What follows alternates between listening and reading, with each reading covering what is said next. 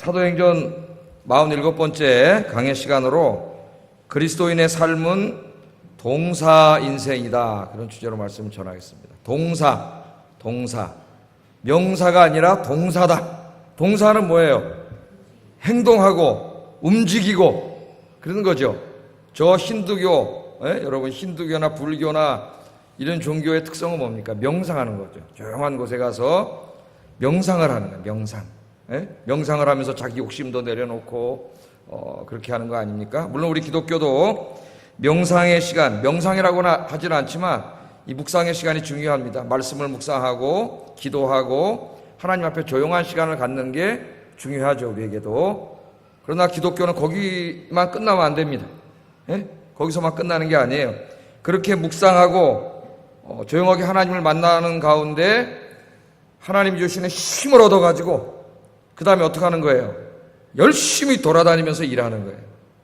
그래서 그리스도인의 인생은 제가 동사 인생이다, 그렇게 정해봤습니다. 왜 그렇게 정했느냐? 오늘 말씀해 보면 동사가 굉장히 많이 나와요. 이 문장에 동사가 많이 나옵니다.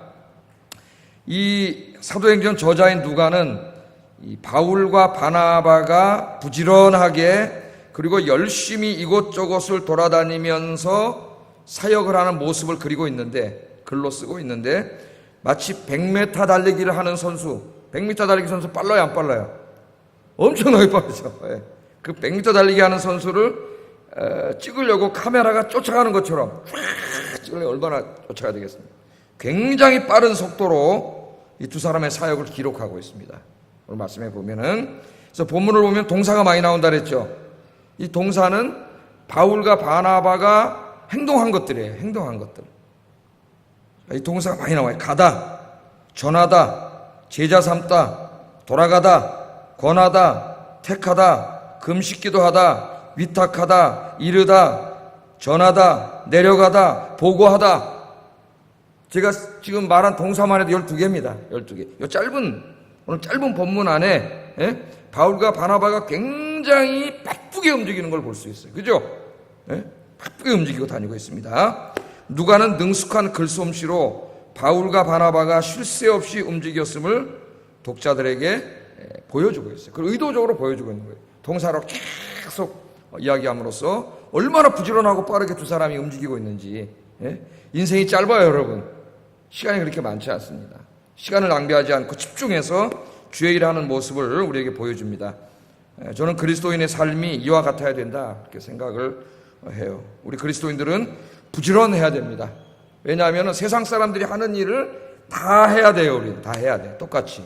그죠? 우리 주부들은 집에 가서 집안일 다 해야 돼. 직장 다니는 분은 직장에 나가서 하는 일을 다 해야 돼요. 안 하는 게 아니에요. 똑같이 다 해야 되는데 거기다가 플러스해서 또 뭘 해야 돼요? 주님을 섬기는 일을 해야 돼요. 그러니까는 그리스도인은 부지런하고 바빠야 됩니다. 시간을 쪼개서 써야 돼요. 그렇지 않으면은 주님께서 맡겨준 일을 할 시간이 없어요. 그래서 오늘 여기에 나오는 이 바울과 바나바의 이 신속하게 움직이면서 빠르게 움직이면서 열심히 주의 일을 하는 모습은 바로 우리가 어떻게 살아야 되는가를 하나님께서 보여주는 말씀입니다. 주님 품에 안겨서 영원한 안식을 누릴 날이 있습니다. 그날까지 이 땅에 사는 동안은 열심히 주님을 위해 뛰시는 여러분 되기를 주의 이름으로 축복합니다. 뜁시다. 주님을 위해서 뛰셔요. 자, 오늘 말씀으로 한번 들어가 보겠어요. 어떻게 이렇게 열심히 다니는지. 지난주에 우리가 루스드라라고 하는 곳에서 바울이 사역한 것을 공부를 했습니다. 루스드라에서 특별히 어떤 기적을 일으켰어요? 태어나가지고 한 번도 걷지 못한 사람을 이 바울과 바나바가 어떻게 했습니까? 일으켜서 걷게 했죠. 걷게 했더니 루스드라 사람들이 깜짝 놀라가지고 뭐라 그랬어요? 야, 이거는 인간일 수 없다. 왜 인간이 어떻게 날 때부터 안진병이 된 사람을 일으켜 세워서 걷게 합니까? 우리 인간은 그렇게 할 수 없어요. 오늘날 가장 유명한 무슨 의사라도 그렇게 할 수 없어요. 인간은 할 수 없어요. 그러니까 그 사람들이 어떻게 보면 지혜로운 거죠. 이거는 인간이 할 수 있는 일이 아니야. 그러므로 이 두 사람은 분명히 신이다. 예? 자기들이 믿는 신, 예? 자기들이 믿는 신이라고 생각을 했어요. 예? 그래가지고 소를 끌고 와서 소를 잡아다가 어떻게 하려고 했어요? 제사를 지내려고 했습니다. 이 바울과 바나바를 신이 화육한 것. 그러니까 우리 예수님이 하나님이신데 인간의 몸을 입고 오신 걸 우리가 성육신했다 그러죠. 육신으로 변해 화육, 성육신했다 그러는데 자기들이 믿는 신이 성육신했다고 생각을 했어요. 이거는 인간이 아니다. 그래서 신을 잘 대접해야 복을 받는다고 생각을 했기 때문에 얼른 소를 잡아서 제사를 지내려고 했죠. 졸지에 바울과 바나바가 여기서 신으로 신격화됐어요. 이걸 뭐라 그래요? 신격화된 거죠. 기분 좋을까요? 안 좋을까요? 에이, 기분 좋지 왜 안 좋겠어요? 기분 좋지. 신의 위치에 나를 하나님의 위치로 받드는데 여러분들이 저를 신격화시키면은 그래서 저를 막 하나님 받들듯이 받들면은 제가 기분이 좋을까요? 안 좋을까요? 기분이 좋아질 거예요. 그러나 그 기분 좋은 거는 이제 금방 큰일 납니다. 이제 이렇게 바울과 바나바가 옷을 찢으면서 말렸죠. 여보시오, 우리 신이 아닙니다. 우리 여러분과 같은 인간이에요, 인간. 이런 짓 하지 말라고. 오직 창조주 하나님 한 분께만 예배를 드리고 그분만 높이고 영광을 돌리라고 이렇게 와서 내가 복음을 전하는데 이거 지금 무슨 짓 하는 겁니까? 그걸 말렸죠. 그러니까 훌륭한 사람이에요. 오늘 얼마나 많은 사람들이 자기가 신격화돼가지고 우리 목사들 중에 이렇게 그런 유혹에 빠질 때가 많아요. 그래서 자기가 마치 이렇게 신처럼 굴림하려고 하나님처럼 굴림해가지고 다 내 마음대로 해야 된다. 다 나에게 순종해야 된다. 그렇게 해주는 사람들이 있어요. 교만. 자기가 하나님 자리에 올라간 거예요. 자기가. 겸손해야 되는데.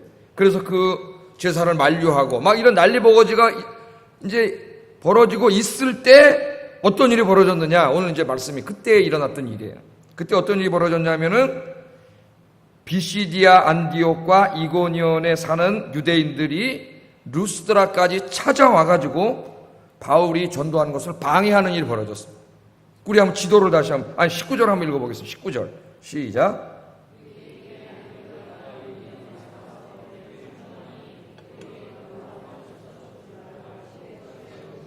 예, 우리 이제 지명을 잊어버렸으니까 지도를 한번 이렇게 보시면 잘 보이죠? 예? 제일 먼저 저 비시디아 안디옥 전도하고 그 다음에 이고니온에 가서 전도하고 지금 루스드라에 와 있잖아요. 그죠? 루스드라에 와 있는데 우리 이미 공부했듯이 저 비시디아 안디옥에서 전도하다가도 많은 결실이 있었죠. 근데 나중에 유대인들이 시기해가지고 막 간원들을 선동해가지고 어떻게 했어요? 핍박을 해가지고 쫓아버렸죠. 나중에 핍박과 환란이 일어났어요. 그 다음에 저 이고니온에 와서는 어떤 일이 벌어졌어요? 거기서는 막 돌로 때려 죽이려고 했어요. 유대인들이. 이방인들 막 선동하고 그래가지고 돌로 때려 죽이려고 그래서 돌로 맞진 않았습니다. 그래서 거기를 피난해서 왔는데 이 사람들이 얼마나 열심인지 여러분 이 열심을 좀 이 나쁜 열심인데 말이죠. 얼마나 열심인지 지네 동네도 아닌데 여기 지금 저 이고니온에서 온 사람들 한 30km 왔지만은 안디옥에서 온 사람은 100km 이상을 달려온 거예요 지금. 거기 사는 사람들이 왜 지금 이 루스드라까지 달려와가지고 지금 어떻게 하고 있어요? 바울과 바나바가 선교하는 걸 방해하고 오늘 말씀해 보니까 돌로 쳤다 그랬어요. 여기 와서는 돌로 쳤어요. 지네 동네에서는 돌로 안 쳤는데 여기서는 돌을 던져갖고 쳐가지고 바울이 쓰러졌어요. 피투성이가 됐겠죠. 이 유대인들이 던진 돌이 이만한 돌입니다. 여러분, 이만한 돌. 그거를 수십 명이 던졌다고 생각해 보세요. 이거 맞은 거니까 맞았다고 생각. 어떻게 됐겠어요, 이 몸이? 그 좀 생각을 하고 우리가 상상을 하고 이 성경을 읽어야 돼요. 그래서 바울이 쓰러져서 보니까 죽은 줄 알았어요. 그렇게 많은 돌을 맞고 살 수가 없어. 죽은 줄 알고 질질 끌어다가 성 바깥에다 버렸다 그랬습니다. 19절에 이렇게 나오죠. 이렇게 버렸다. 이런 일이 벌어졌어요. 자, 이거 정말 여러분 이상하잖아요. 자기 동네도 아니고 지금 심지어는 100km 떨어져 있고 30km 떨어져 있고 이런 먼 곳에 가서 복음을 전하는데 거기까지 쫓아와서 지금 바울이 복음을 못 전하도록 돌멩이를 집어던져서 때려 거의 죽게 만든 거죠. 지금 그런 일이 벌어진 거예요. 이 성경을 깊이 묵상하면은 이 사탄의 역사가 대단하다는 걸 알 수 있습니다. 지금도 대단하게 역사하고 있어요. 문제는 안 보인다는 거예요. 우리가 보이지 않기 때문에 그것도 또 은밀하게 역사하고 때로는 우리 마음속에서만 역사하고 이러기 때문에 우리가 느끼지 못한다는 뿐이지 사탄은 강력하게 역사하고 있어요. 이 먼 곳에서 돌멩이들 쫓아가서 돌멩이를 때려 바울을 죽이려고 그랬으니까 말이죠. 그럼 한번 보십시오. 이 지금 원래 이 비시디 안디옥과 이고니온에서 핍박을 해서 복음을 못 전하게 막았잖아요. 근데 루스드라에 와서는 어떤 작전을 썼어요? 핍박이라는 작전을 쓰지 않고 유혹이라고 하는 작전을 썼죠. 왜? 신격화 시켜가지고 신으로 높여가지고 교만해지게 만들어서 이단으로 만들어 버리려고 했어요. 여러분 오늘날 저 이단들이 다 왜 저렇게 된가? 지가 신이라고 신격화돼갖고 신비는 다 지가 재림예수라잖아요. 저 사람들이 참 인간이 어리석은데 그 얘기를 믿고 가서 머리 숙이고 예배 드리는 사람이 수만 명이에요. 지금 그 이단들 교회들이 다 수만 명씩 모여요. 수만 명. 이초성 저 예루살렘 교회부터 시작해가지고 이재로 얼마 전에 무슨 그 문제가 됐잖아요. 뭐 성추행하고 이 수만 명이 모여요 여기에. 참 정말 이해할 수 없어. 어떻게 그 똑똑하다는 인간들이 저런 걸 믿지? 믿을 수가 있지? 저렇게 어리석을 수가 있지? 그런 생각이 들어요. 그러나 사탄이 역사하는 거죠. 사탄의 역사를 합니다. 유혹을 통해서 교만해지게 해가지고 쓰러뜨리려고 했는데 바울과 바나바가 이겼죠. 그죠? 우리는 신이 아니라 그러고 제사를 못 지나게 했어요. 이겼습니다. 그랬더니 사탄이 쓰러뜨릴 방법이 없잖아요. 그러니까 지금 이 루스드라와 이고니온과 비시디 안디옥에 있는 그 유대인들 얼마 전에 화가 나가지고 바울을 쫓아냈던 그 유대인들의 마음속에 들어가서 다시 격동을 시켜가지고 야 저놈이 지금 저기 루스드라에서 지금 복음 전하고 있으니까 빨리 가서 저거 빨리 없애버리라. 그래가지고 거기까지 쫓아오게 만들었다. 사람들이 돌멩이 쫓아와서 돌멩이로 때렸지만은 그 마음속에 그 일을 하도록 역사한 게 누구예요? 그게 사탄이에요. 보이지 않는. 하나님의 일을 계속 그렇게 방해하는 거죠. 상식적으로 참 이해하기가 어렵습니다. 사탄이 아니고서는 설명할 수가 없어요. 거기까지 특히 저 비시디 안디옥은 100km가 넘는 곳에서 쫓아왔다는 거는 무슨 차 타고 온 것도 아니고 이해할 수가 없는 거예요. 최근에 여러분 전 세계적으로 격렬한 무신론 운동을 전개하면서 하나님은 죽었다고 하나님 없다는 거지. 무신론 하나님은 없다고 이야기하는 무신론자들을 4사람이 있어요. 4사람. 영국의 고생물학자인 리차드 도킨스. 이 사람은 뭐 여러분 잘 알고 있죠. 유명해져가지고. 도킨스만 있는 게 아닙니다. 왕성한 저작 활동을 하고 있는 샘 해리스, 데니얼 데닛, 그리고 크리스토퍼 허친스. 이 4명 무신론자예요. 물론 여러분 무신론자가 많아요. 이 세상에. 그러나 대부분의 무신론 지식인들은 그냥 무신론자예요. 그냥 조용히 자기 혼자 살면서 무신론자로 살고 나는 하나님이 안 믿는다. 그냥 이 정도 사는데 이 4사람은 그런 게 아니에요. 협회까지 만들어가지고 조직까지 만들고 그 컴퓨터 또 뭐라 그러니까 그 블로그라 그러나 이런 걸 만들어가지고 거기서 책까지 쓰면서 엄청나게 격렬하게 하나님은 없다. 기독교는 다 사기꾼들이다. 하나님 존재하지 않는다. 이 운동을 격렬하게 펼치고 있습니다. 저술활동, 인터넷, 블로그 등을 통하여 계속 공격하고 하나님 존재하지 않는다고 외쳐대고 있어요. 참 나는 이것도 이해할 수가 없어요. 다 대학 교수들이고 그런 사람들인데 그냥 자기 혼자 안 믿으면 되지. 왜 이렇게 블로그까지 만들고 글을 쓰고 책을 써가지고 우리나라 지금 교보에 가면 리차드 도킨스가 쓴 하나님 없다는 책이 얼마나 많이 나. 어떤 젊은 친구가 인터넷 읽어보니까 이 리차드 도킨스의 책을 읽고 무신론 안에서 평안을 얻었다는 이 댓글을 다 읽어봤어요. 이 영향력이 대단해요. 이 사람들이 왜 그렇게 할까? 무슨 돈 나오는 것도 아니고 누가 돈 줍니까? 그거 한다고 무슨 누가 이렇게 명예를 줍니까? 아니면 뭐 학교에서 뭐 직급이 올라갑니까? 아무것도 없어요. 그런데 왜 이렇게 격렬하게 할까요? 왜? 아무것도 나오는 게 없는데 누가 돈을 준다 그러면은 돈 받으려고 그러는구나. 이해를 할 수가 있는데 아무것도 주는 건데 왜 그럴까요? 설명할 수가 없어요. 그 사람들 마음에 그렇게 하게 하고 있는 악한 영이 역사하고 있는 거예요. 보이지 않지만 존재하고 있는 악한 영이 그들로 하여금 이렇게 무신론 운동을 하게 해서 많은 젊은이들이 무신론에 빠지고 있어요. 여러분 무신론에 빠지고 있어요. 문제는 이 무신론자들이 하나님이 존재하지 않는다고 저술 활동, 책을 쓰고 인터넷 활동을 통하여 열심히 외쳐대고 있는 만큼 그리스도인들이 하나님께서 살아계시다고 외치지 않는 것입니다. 이게 심각한 문제예요. 이들은 열심히 하나님이 없다고 외치고 있는데 우리 그리스도인들이 하나님이 살아계시다고 열심히 외치고 있지 않는 거예요. 이게 문제입니다, 여러분. 그 젊은이들을 다 뺏기고 있어요, 세상에. 우리 아이언교 성도님들은 오늘 바울과 바나바처럼 하나님께서 살아계시다고 하는 걸 외치는 여러분 되시기를 주의 이름으로 축복합니다. 자, 이렇게 가지고 이 사람들이 돌멩이 집어 던져가지고 가보니까 바울이 피투성이가 돼서 쓰러졌겠죠. 가보니까 죽었네? 질질질질 끌어다가 그냥 바깥에다 씩 집어 던졌단 말이에요. 그런데 오늘 성경을 보면 바울은 어떻게 했어요? 그 사람들 죽었는 줄 알고 갖다 버렸는데 잠시 후에 다시 일어납니다. 일어날 때 모습이 어떻겠는지는 한번 여러분 상상을 해보세요. 그 큰 돌로 맞아가지고 엉망진창이 됐겠죠. 피를 흘리면서 다시 일어나가지고 오늘 성경에 보면 그 성으로, 루스드라 성으로 다시 들어갔다 그랬어요. 왜 들어갔겠나요? 못다한 일을 다 하기 위해서 들어갔겠죠. 참 놀랍습니다, 여러분. 다시 들어갔어요. 그리고 그 다음날 무슨 몸이 다 났을까요? 갑자기 팍! 다 났을까요? 그대로 다 있었겠죠. 막 퉁퉁 붓고 멍들고 막 난리 났었겠죠. 근데 그 다음날 또 더베라고 하는 곳, 더베라고 하는 곳으로 더 가가지고 거기서 또 복음을 전했다. 성경은 그렇게 얘기하고 있어요. 오늘 말씀해 보면 그렇게 얘기합니다. 어제 돌에 맞은 상처로 몸이 쑤시고 뭐 아프고 말도 못하겠죠. 만신창이가 됐을 텐데 쉬고 싶었을 텐데 또 더베로 가서 복음을 전했다. 많은 제자들을 얻었다. 오늘 성경은 그렇게 얘기하고 있습니다. 그렇게 얘기하고 있습니다. 이 본문을 계속 묵상해 봤어요. 바울도 우리와 같은 성정을 가진 사람입니다. 바울이 무슨 특별한 존재가 아니에요. 똑같은 사람이에요. 어떨 땐 두려워서 두려움 속에 있었고 바울이 두려워할 때 하나님이 찾아와서 두려워하지 말라고 위로해 주셨어요. 두려움을 느끼고 치고 싶기도 하고 그런 사람이에요, 바울.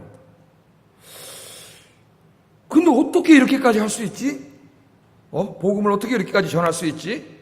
주님을 위해서 이렇게 어떻게 헌신할 수 있지? 참 부끄럽기도 하고 부럽기도 하고 그랬습니다.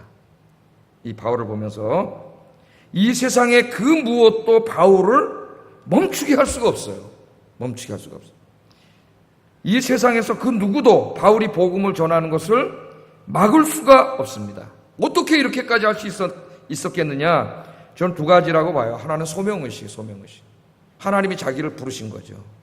누가 부르셨어요? 하나님 부르셨어요. 맨 처음에 어떻게 부르셨어요? 부활하신 예수님이 직접 찾아오셔가지고 부르셨어요. 너를 이방인에게 복음 전하는 사도로 내가 세우겠다, 보내겠다. 하나님께서 부르셔서 사명을 주신 거. 바울은 자기가 그걸 체험을 했잖아요. 하나님으로부터 받았잖아요. 그게 뭐예요? 소명의식. 여러분, 이 소명의식이 굉장히 중요합니다. 하나님이 자기를 불렀다고 하는 확고한 믿음을 가지고 있었기 때문에 바울은 돌에 맞아 죽을 지경에 가면서도 이것을 포기하지 않았어요. 하나님이 주신 일인데 어떻게 내 마음대로 안 해? 하나님 주신 일입니다. 그래서 나중에 고린도전서 15장 10절에 그 유명한 말씀 고백을 하죠. 제가 설교 시간에 종종 읽어드립니다. 이 말씀 같이 한번 읽어보겠습니다. 시작.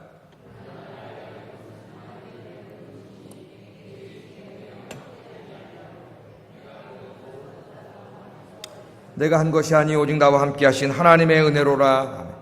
하나님의 은혜가 헛되이 되지 않게 하기 위해서 나를 하나님이 이방인의 사도로 부르셨잖아요. 그걸 은혜라 그러지 않습니까? 하나님이 나를 이방인 사도로 부르셨는데 내가 이 일을 돌멩이 한 대 맞았다고 안 하면, 핍박 한 번 받았다고 안 하면 하나님이 나를 세운 그 계획이 헛되이 되잖아요. 그 말이에요. 지금 하나님의 은혜가 헛되이 되지 않게 하기 위해서 내가 이 사명을 감당했다, 그렇게 말을 합니다. 이게 하나는 소명의식이고 또 하나는 영혼에 대한 사랑이에요. 영혼에 대한 사랑. 사도 바울은 다 알잖아요. 예수 안 믿는 사람도 어떻게 돼요? 죽어서 지옥 가요. 지옥 가는 영혼들이 보여요. 그걸 볼 때 안타까워서 그냥 있을 수가 없어요. 여러분 어디를 지나가다가 사람들이 막 물에 빠져서 죽어서 막 살려달라 그러는데 여러분이 손만 내밀면 다 건져줄 수 있어요. 그럼 여러분 어떻게 하겠어요? 건져주겠죠. 손을 내밀어서. 더 많이 건지려고 막 계속 쉴 새 없이 막 이러지 않겠어요? 바울의 마음이 그런 마음이죠. 죽어가는 영혼들을 볼 때 그 안타까운 마음, 그 마음이 저와 여러분에게 회복되어지기를 주의 이름으로 축복합니다.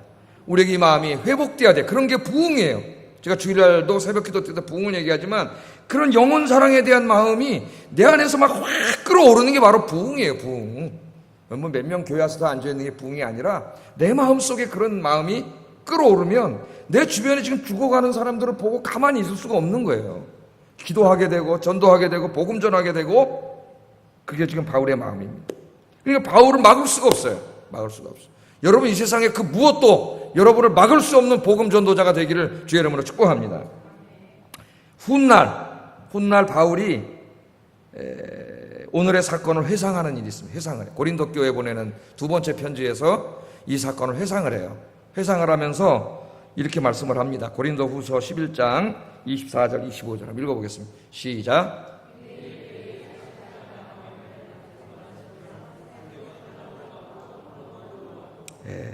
자기가 복음을 전하다가 유대인들에게 당한 고통, 이 돌로 한번 맞은 것뿐만이 아니에요. 40에 하나가 만매를 5번 맞았고, 3번은 태장으로 맞았고, 그 다음에 한 번 돌로 맞고, 그러니까 언제 돌로 맞았어요? 오늘 여기 돌로 맞았잖아요. 이 사건을 회상하는 거예요, 지금. 누구에게? 고린도 교인들에게, 고린도 어떤 사람들에게 자기가 대단한 하나님의 사람인 양 교만하면서 대단한 사람인 양 얘기하면서 실제로는 주님의 교회에 아무 일도 하지 않는 그런 사람들을 향하여 바울이 이 얘기를 쭉 합니다. 강의 위험과 강도의 위험과 바다의 위험과 신의 위험과 계속 얘기해요. 고린도서 11장 24절 이하를 읽어보면 복음을 전하다 당한 모든 고난을 다 이야기해요. 왜 이야기했을까요? 너희들이 지금 하나님 교회에 무슨 참 지도자요 뭐 대단한 사람이라고 얘기하는데, 정말 하나님의 사람이라면 주님을 위한 이런 고난이 있어야 된다는 거예요. 삶 속에 주님을 위한 그런 수고와 헌신과 땀이 있느냐, 참 하나님의 사람이라면 그게 있어야 된다는 거예요. 그런 문맥에서 이 말씀을 회상을 합니다. 또 갈라디아에서도 똑같은 문맥에서 비슷한 말씀을 회상을 해요. 갈라디아서 6장 17절 한번 읽어보겠습니다. 시작.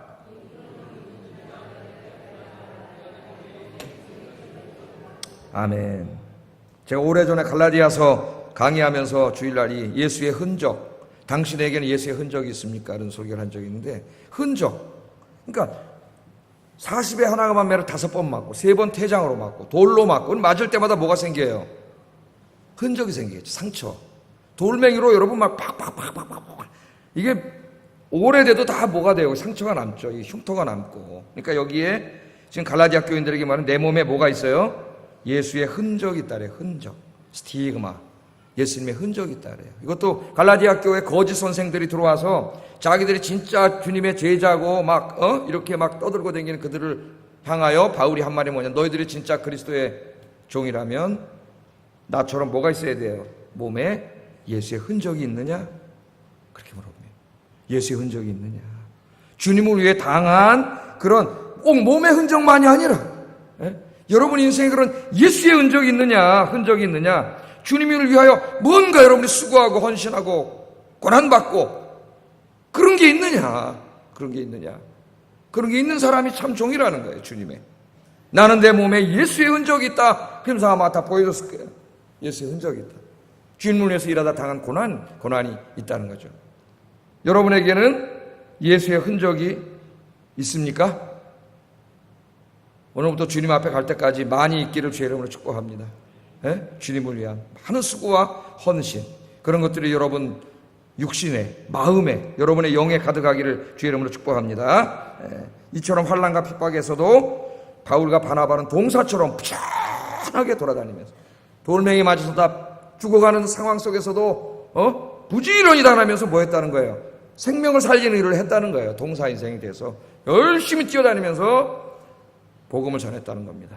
오늘 수요예배 오신 여러분들에게 이런 뜨거운 복음에 대한 열정이 살아나서 바울처럼 부지런하게 복음 들고 움직이는 여러분 되기를 주의 이름으로 축복합니다. 두 번째, 자, 이처럼 바울은 루스드라에서 돌에 맞아가지고 죽을 뻔했어요. 거의 죽을 뻔했습니다. 죽었는 줄 알고 성 밖으로 갖다 질질 끌어냈죠.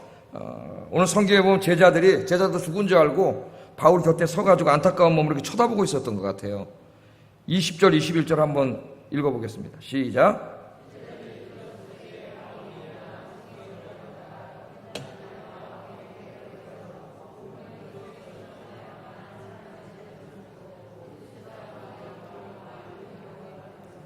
예, 아멘. 아까 제가 말씀을 드렸는데 다시 살아났지만 몸은 뭐 만신창이가 됐겠죠. 만신창이가 됐는데 이 놀라웠게도 바울이 다시 일어나가지고 어디로 갔다 그랬어요? 성으로 다시 들어갔다 그랬죠.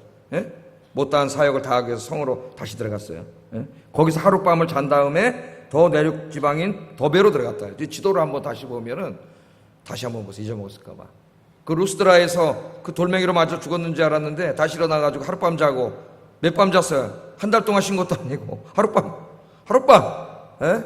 너무 힘드니까 하룻밤 쉰 것 같아. 그날 밤 좀 자자. 거기 가서 일하고 하룻밤만 자고 좀 더 며칠 쉬고 싶지 않았겠습니까? 내 같으면 한 일주일 더 쉬었을 것 같아. 몸이 아파서. 예? 그런데 일어나가지고 또 더베에 가서, 그 더베라고 거기 나오죠. 예? 그런데 여러분 그 지도를 계속 보세요. 저 더베는 어디랑 가까워요? 옆에 뭐가 있어요? 다소가 있잖아요. 다소. 예? 다소는 뭐예요? 바울의 고향이에요. 바울의 고향. 자기가 태어나서 자란 것이에요. 부모님이 있는 것이고. 여러분 몸이 아프면 어디 가고 싶어요? 몸이 아프면 다 큰 애들도 누구 찾아? 아기가 돼갖고 엄마 아파. 엄마 아빠. 아기가 된단 말이에요. 아프면 고향 생각 났을까요? 안 났을까요? 예? 어머니 아버지 생각 났을까요? 안 났을까요? 뭐 살아계시는지 안 살아계시는지 알 수는 없습니다. 성경에 안 나오니까는 안 나오는데 아마 그렇게 몸이 아프고 힘드니까 좀 집에 가서 꼭 가까이 다 왔잖아요. 좀만 가면 되잖아. 예? 쉬고 싶었을 것 같아요. 인간인지라. 아까 같이 소명의식과 영혼사랑에 대한 마음이 없었다면 하나님이 나를 부르시다는 소명의식이 없으면 아마 갔을 거예요. 더더군다나 다소에서 조금만 더 가면 또 어디입니까? 자기를 파송한 모교회인 안디옥 교회 성도들이 있잖아요. 돌아가면 확 환영해주고 대접해줄 안디옥 교회 성도들이 있는 그곳에 거기 가고 싶었을 것 같아요. 가고 싶었을 것 같아요. 그런데 거기 가지 않고 더베에서 복음 전하다가 오늘 본문에 보면 어떻게 합니까? 예? 다시 돌아가요. 왔던 길을 거꾸로 다시 다 돌아가죠. 예? 거꾸로 다 돌아갑니다. 루스드라와 이고니온과 안디옥을 다 방문했다 그랬어요. 거꾸로. 저기 가면 좀만 가면 고향인데. 그냥 가지. 예? 가서 좀 쉬지. 왜 돌아갔는가? 왜 거기 가서 쉬지 않고 돌아가야 됐는가? 그 바울의 마음이요. 그 다음 주에는 나와요. 우리 한번 22절, 23절 읽어보겠습니다. 시작. 이 믿음에 머물러 있으라 권하고 또 우리가 하나님 나라에 들어가려며 많은 환난을 겪어야 할 것이라 하고 각 교회에서 장로들을 택하여 금식 기도하며 그들이 믿는 주께 그들을 위탁하고. 왜 돌아갔을까요? 다소에 가서 좀 몇 달 쉬다가 돌멩이를 하도 맞아갖고 아픈데 고향에 가서 몇 달 쉬다가 안디옥 교회로 다시 갔다가 이러고 싶었을 텐데 다시 온 길을 돌아가는데 온 길을 돌아가서 다시 들려야 될 곳이 다 자기를 때려 죽이려는 사람들이 있는 곳이란 말이죠. 그걸 알고 있어요. 사람들은요 그런 일을 당하면 트라우마가 생겨가지고 못 갑니다. 무서워서. 그쪽 근처만 가도 막 무섭죠. 근데 이 다시 돌아갔어요. 왜 돌아갔어요? 그곳에 있는 성도들과 교회가 걱정이 됐기 때문에. 이제 막 생겨난 교회고 성도들인데 걱정이 됐기 때문이에요. 바울은 그들을 생각할 때 혼자 편안하자고 쉬운 길로 갈 수가 없었습니다. 그래서 그들을 돌보기 위해 다시 매맞고 핍박받았던 곳으로 돌아가는 거예요. 돌아가서 어떻게 했어요? 다시 그들에게 지금 핍박이 있잖아요. 쓰러질 수도 있어요. 이 사람들이 다 뭐예요? 갈라디아 교회죠. 갈라디아 교회. 갈라디아서를 나중에 이곳에 보내는데 갈라디아 교회죠. 하나님 말씀을 어떻게 했어요? 하나님 말씀을 가르쳐. 권면했다는 말, 하나님 말씀으로 권면한 거예요. 말씀을 다시 가르치고 그 다음에 어떻게 했어요? 믿음의 굳건히 서도록 다시 용기를 주고 권면하고 그 다음에 어떻게 했습니까? 끝까지 믿음을 지켜라. 환난과 핍박 속에서도 그렇게 당부했다고 말합니다. 그리고 하나님 나라에 들어가려면 많은 환난을 겪어야 할 것을 가르쳤다 그랬어요. 이걸 특별히 강조합니다. 네가 하나님 나라에 들어가려면 많은 환난을 겪어야 된다. 이걸 가르쳤다는 걸 누가가 강조하고 있어요. 그 많은 설교를 했을 텐데 이걸 강조하고 있습니다. 하나님 믿고 복 받는 것만 가르치는 우리 한국교회 강단과는 너무나 큰 차이를 보이고 있어요. 만약에 오늘 주일마다 모든 교회 강단에서 하나님 나라에 들어가려면 많은 고난을 받아야 된다 그러면 정말 계속 그 사람들이 교회 나올까? 내가 그런 생각을 해봤어요. 그런 생각을 해봤어요. 예수 믿고 잘 되고 복 받고 이렇게만 얘기하니까 많이 나오는 거지. 정말 하나님 나라에 들어가려면 많은 고난을 받아야 된다. 이게 복음이에요, 사실은. 그렇게 가르쳤다. 그렇게 얘기합니다. 그리고 또 뭐 했습니까? 성도들 중에서 교회를 이끌 영적인 일꾼들, 지도자, 일꾼들을 세웠습니다. 장로들을 세웠다 그랬어요. 그래서 나머지 성도들을 그 믿음이 성숙한 영적인 일꾼인 장로들이 돌보도록, 그리고 교회를 돌보도록 교회 조직을 든든히 하고 있어요. 왜? 자기는 가야 되니까. 교회를 든든하게 세우는 방법 중에 하나가 지도자를 세우고 일꾼들을 세우는 겁니다. 일꾼들. 일할 일꾼들을 세우는 거예요. 바울 혼자 거기 있다고 해도 다 혼자 못하죠.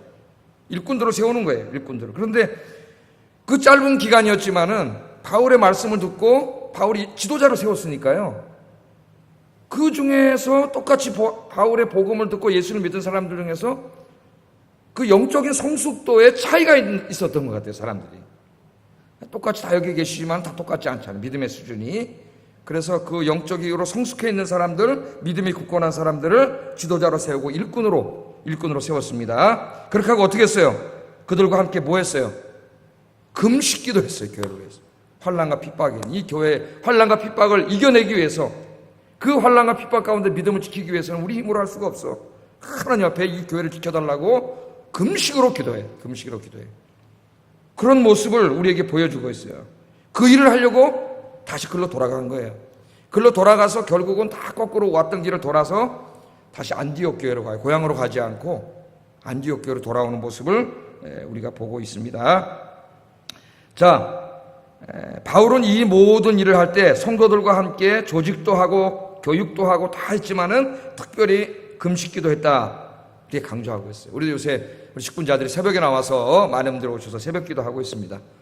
하나님의 교회가 강건해지고 연약한 성도들을 굳건히 세우기 위해서는 하나님께서 세워놓으신 일꾼들이, 직분자들이, 지도자들이 어떻게 돼요? 영적으로 성숙하고 뜨거워져요. 기도해야 돼요. 하나님이 세우신 일꾼들이 죽어버리면 영적으로 교회가 같이 죽는 거죠. 목사 혼자 아무리 해봐야 되지 않습니다. 교회 직분자들이 움직여야죠. 영적으로. 바울과 바나바는 이처럼 하나님의 교회를 든든하게 세우는 일에 열심을 냈어요. 하나님이 여러분을 세우셨습니다. 성도들을 믿음에 굳건히 세우고 하나님의 교회를, 하나님 보시기에 굳건한 교회로 세우는 일에 쓰임받는 일꾼들 되시기를 주의 이름으로 축복합니다. 자, 이렇게 모든 사역을 다 마친 후에 바울과 바나바는 왔던 길을 거꾸로 돌아서 오는데, 돌아오면서도 뭐 했다 그래요? 성경에 보니까 전도했다 그래요. 전도했다고. 25절 26절 읽어보겠습니다. 시작.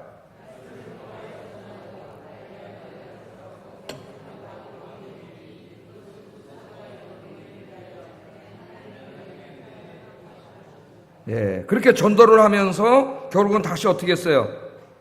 안디옥 교회로 돌아왔습니다. 안디옥 교회. 자기를 파송했던 교회로 돌아옴으로써 오늘 이 본문으로 14장 28절까지 해서 뭐가 끝난 거예요? 바울의 1차 선교, 바나바와 함께 했던, 1차 선교는 바나바와 함께 했죠. 2차 선교부터는 따로 합니다. 1차 선교가 14장 28절로 끝나. 1차 선교는 주로 어디를 했어요? 터키 지역을 했죠. 그 터키 지역에 보낸 서신이 바로 갈라디아서예요. 갈라디아 지방에 보낸. 아셨죠? 갈라디아서 사역을 마쳤습니다. 자, 이렇게 돌아와가지고 뭐 했습니까? 27절 읽어보겠습니다. 시작.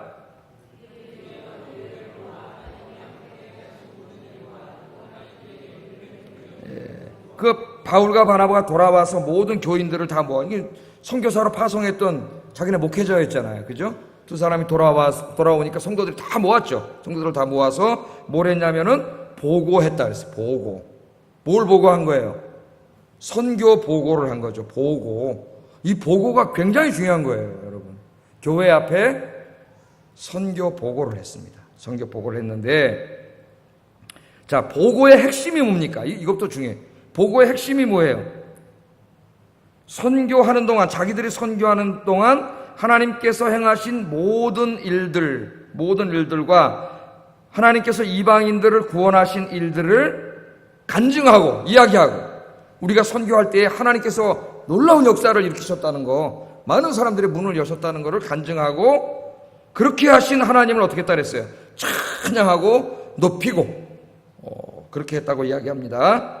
자, 바울과 바나바가 선교했어요. 정말 죽을 각오하고 돌멩이 맞아가면서 선교하고 돌아왔는데 두 사람이 보고할 때는 자기가 했다고 하지 않습니다. 오늘 여기 주어가 다 누구예요? 하나님께서 함께 하시며 행하신 일들에 대하여. 그렇게 누가 하신 거예요? 하나님이 하신 거예요.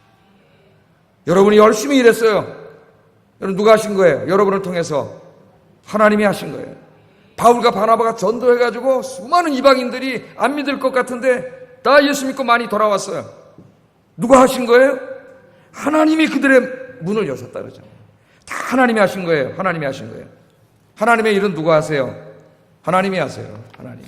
우리는 하나님의 손과 발이 돼서 그냥 하나님의 이 도구일 뿐입니다. 도구예요. 그러나 하나님은 하나님 직접 하진 않으세요. 신실한 일꾼들을 하나님의 손과 발로 사용해서 일하셔요. 그런데 그 인간의 힘으로만은 할 수 없어요. 하나님의 일은. 이만큼 더 결실을 맺기 어렵습니다. 그렇잖아요, 여러분. 내가 어떻게 한 사람 구원해요? 못해요, 나는.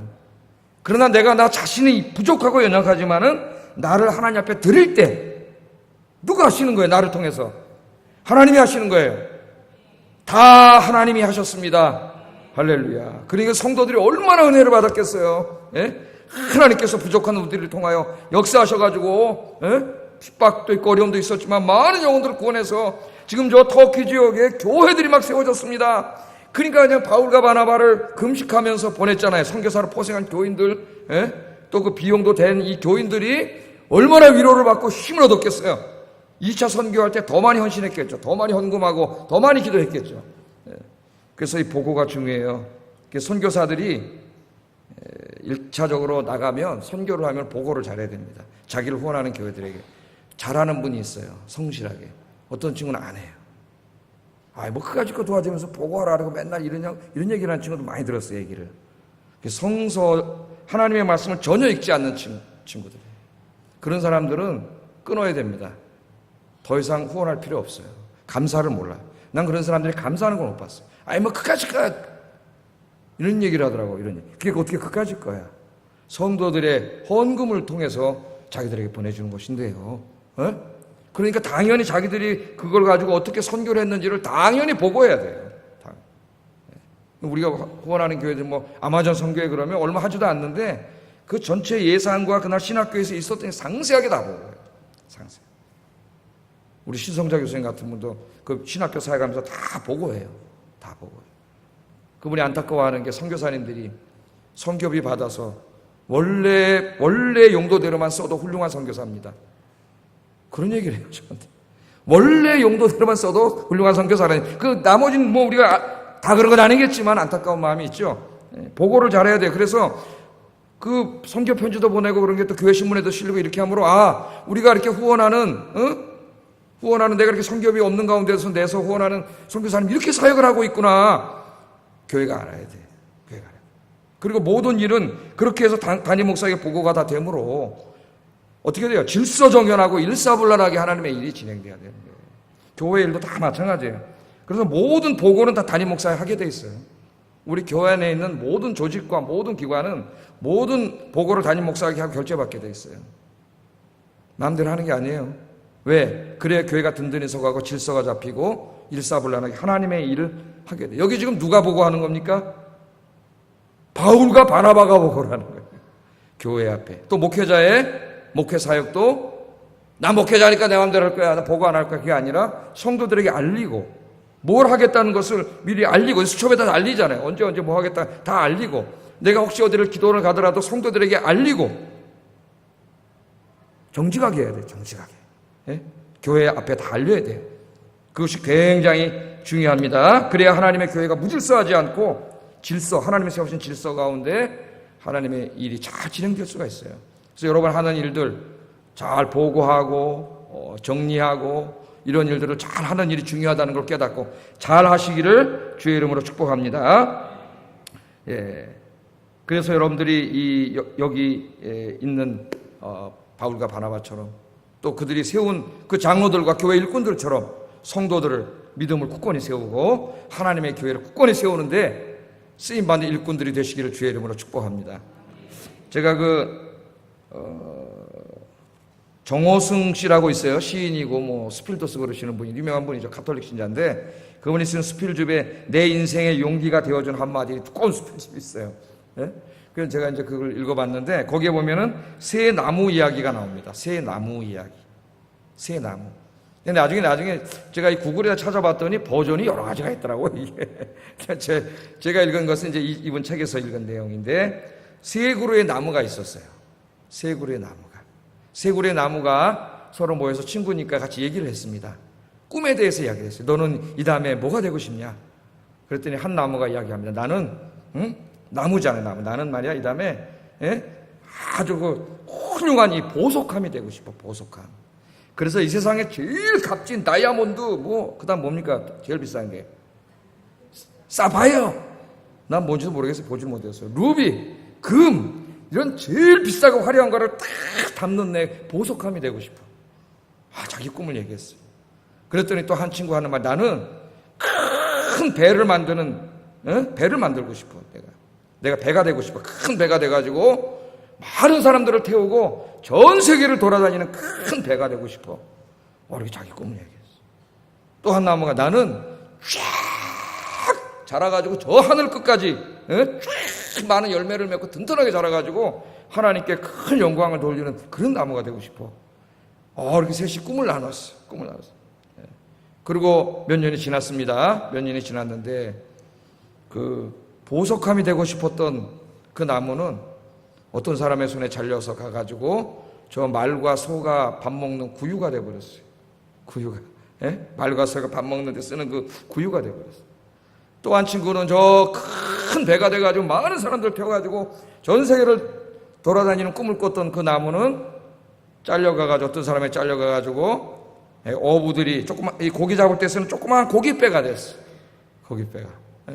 그리고 저 하늘까지 탁 솟아가지고 나 하나님께 영광 돌릴 거야 그랬던 나무는 중간에 잘려가지고 다 통통통통 잘려가지고 통나무가 돼가지고 통나무 덤에 던져져 버렸어. 그래서 이 세 친구가 꿈이 이루어졌어요? 안 이루어졌어요? 화려한 꿈을 꿨는데 안 이루어졌잖아요. 셋이 슬퍼하며 눈물을 흘렸다래. 슬퍼하며 눈물을 흘렸습니다. 근데 몇 년이 지났습니다. 몇 년이 지났는데요. 그 여물통이 됐잖아요. 여물통이 됐잖아요. 말들이 먹는 여물통이 됐는데 오늘 한 부부가 들어오더니 그 여물통에서 아기를 낳았어요. 여물통을 담던 자기 안에 누가 태어났어요? 한 아기를 안게 됐어요. 그 아기가 바로 누구예요? 예수님이에요. 하나님의 아들 예수님을 안게 됐어요.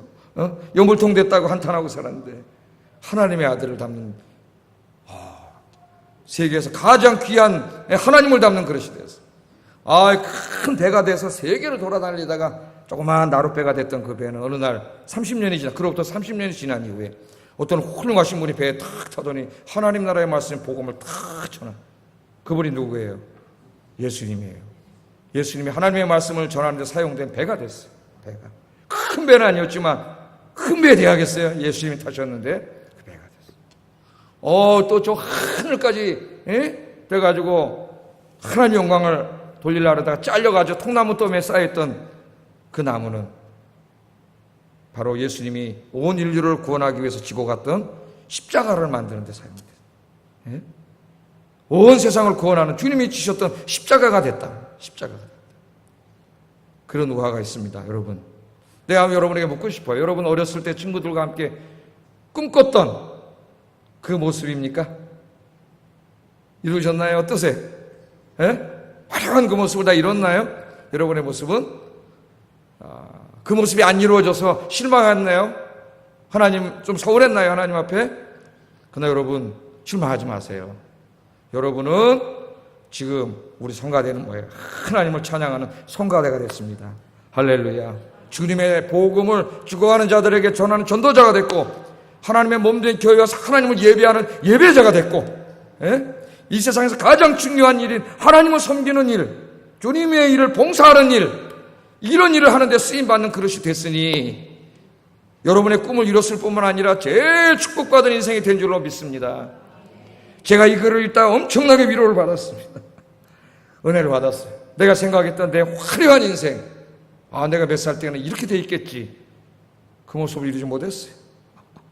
그 모습을 못했어요. 그러나 부족한 내가 하나님의 말씀을 이렇게 수요일 날도 증거할 수 있는 그릇으로 하나님 사용해 주신다는 게 너무 감사했습니다. 여러분 이미 꿈을 다 이룬 사람인 줄로 믿습니다. 하나님 앞에 쓰임받는 일꾼이 됐으니 얼마나 훌륭한 사람이 됐어요.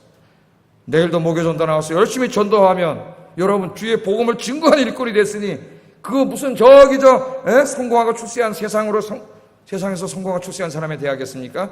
가장 귀한 일을 하는 여러분 됐습니다. 축하합니다. 꿈을 이루셔서 축하합니다. 하나님 앞에 쓰임받아 축하합니다. 주님 위에 쓰임받는 여러분 되시기를 주의 이름으로 축하합니다. 그렇게 보고를 마치고 이제 뭐 했어요? 28절에 제자들과 함께 오래 있으니라. 그 말씀을 그냥 지나갈 때가 많아요. 사람들이 오래 쉬었습니다. 그러니까 1차 선교를 마치고 바로 또 나간 게 아니에요. 1차 선교를 하는 동안은 정말 열심히 했지만 선교 한 텀을 마친 다음에는 오랫동안 쉬었어요. 뭐 하신 거예요? 지금으로 말하면 안식년을 가진 거예요. 오랫동안 안식년을 갖고 쉬다가 왜? 재충전해서 두 번째 사역을 해야 되기 때문에 쉼이 필요했던 거예요. 하나님 앞에. 그래서 안식년을 가진 거예요. 여기서 안식년이 나온 거예요. 여러분. 안식년이. 그래서 우리나라의 이 지적인 직업을 하는 또 새로운 지식을 계속 습득해야 되는 이런 교수들은 뭐 6년 하면 7년째 반드시 안식년을 갖죠. 교수들이 7년째 1년 쉬어요. 월급은 다 줍니다. 교회에서 비용까지 교회에서 주는 게 아니라 학교에서 주는 거죠. 다 주고 똑같이 주고 또 지원해줘요. 안식년. 그래서 안식년에 가서 못다한 공부도 하고 연구도 하고 막 이렇게 하죠. 그러니까 우리나라에도 조선시대에 이 안식년 제도가 있었어요. 사가독서라고. 이 사가독서 제도를 제일 먼저 만든 사람은 세종대왕입니다. 훌륭한 왕이에요. 그러니까 자기의 조선에서 충성을 다하던 그 신하들을 중에서 우수한 자들을 1년씩 휴가를 준 거예요. 1년씩 휴가를 주고 집에서 출근하지 않고 다 국가에서 월급은 다 주는 거예요. 쉬지 않고 출근하지 않으면서 연구에 몰두하도록 국가를 위해서 일할 수 있는 새로운 연구에 몰두하고 책을 쓰고 이렇게 하도록 휴가를 줬어요. 그걸 사가독서라 그래요. 1년씩. 그래서 처음에는 이제 집에서 학문을 연구하다가 나중에 집중이 안 돼가지고 진관사라고 하는 곳에 가서 학문을 이제 연구해요. 그 세종대왕이 얼마나 훌륭한 사람이에요. 그래서 세종 때 이 인재가 많은 거예요. 인재가. 새로운 계속 일만 하면은 이 사람이 새로운 학문을 언제 접하고 언제 새로운 걸 하겠어. 그러니까 당연히 그 사람이 쉴 시간이 필요한 거예요. 그 세종이 이걸 만든 거죠. 사가독서 제도를 다 만든 거예요.